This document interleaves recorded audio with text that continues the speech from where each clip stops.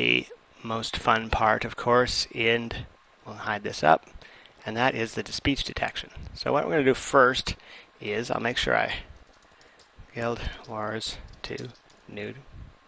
Save that. And sure, you want to overwrite it? Yep, do it. If I want to, I can also click on here and load one of them back. So I click on it here and click load.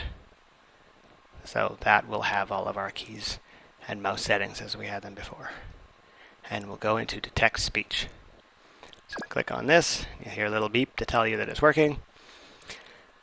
I've cheated a little bit and I've preceded some commands in here. You can see, for example, the map, attack, close targets.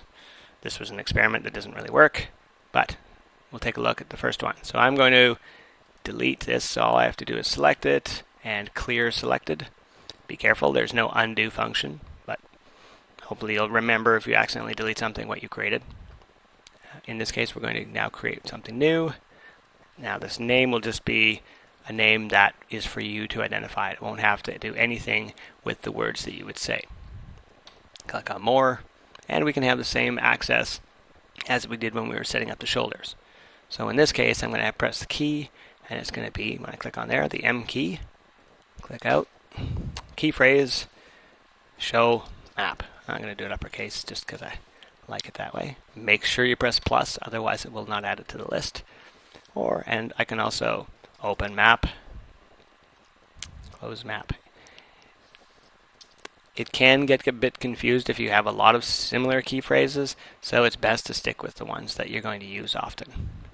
Okay, so in this case I've got them all added. There should be a blank line at the beginning. So if I close less and open that, you'll see that still there. And simply X. You will not see any changes happen until you close it and save it.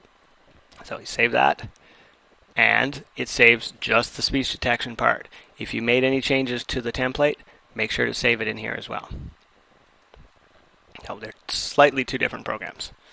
Okay. So now we're back to this. So I click back on here, and I'm going to back up a little bit, get myself all signed up, and turn myself around so I'm facing something. You see, you can make this go faster by just adjusting the sensitivity, but I take some time to do that later on my own. Okay. I'll make sure everything still works the way it did before. Oops, doesn't like my jumping now. There we go. Not putting enough into it. There we go. And I say, where the heck am I? Show map.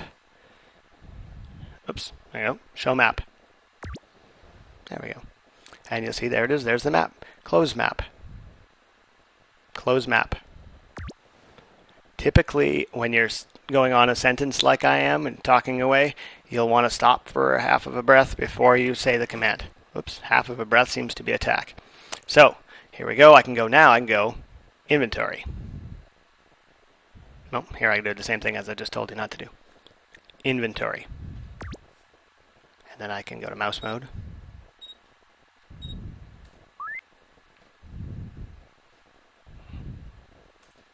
Jump back over here.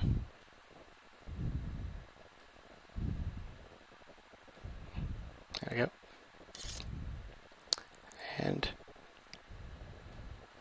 this over. There we go. Inventory. Show map. So I could then go, for example, if I had a place to go to, I could click on it on the map and it would teleport me to there. Close map. And there we go. Now, of course, in the camera on Guild Wars, if you find that your camera's in the wrong place, well, now that you're in mouse mode, simply hold your hand out to the right, and that will give you your rotation of your mouse that way. So you notice that as I rotate here, so I can go very slowly or much faster. Now, of course, when you're in a real-time battle situation, you're going to want to make sure that your camera is ahead at the beginning, because it will take a little longer to try and do this than if you were doing it with a real mouse and keyboard. Okay, and then I put my hand up to the opposite side of my face again. Bloop, and I'm back in there. That covers using motion for tracking your directions with the gestures, the triggers for adding various things for shooting, healing, and selecting your monster in this particular instance, and of course finally the detect speech section, which allows you to add as much as you like for customized entries. Now, one final tip when you're using the speech recognition, it's out of our control that, of course, sometimes there's a little bit of lag on the detection. What I found is that after you're playing for about 10 minutes, 15 minutes, you know enough what you're doing that you'll speak the command a little earlier, and by the time you actually get to what you want to do, it will happen. So for example, if you want to pick something up, you're running towards it, you're like, interact, for example. There he goes, that worked. And you notice the time it took from when I said interact to the bleep. As long as by the time you get there when that bleep happens, that's when it's actually sending the key.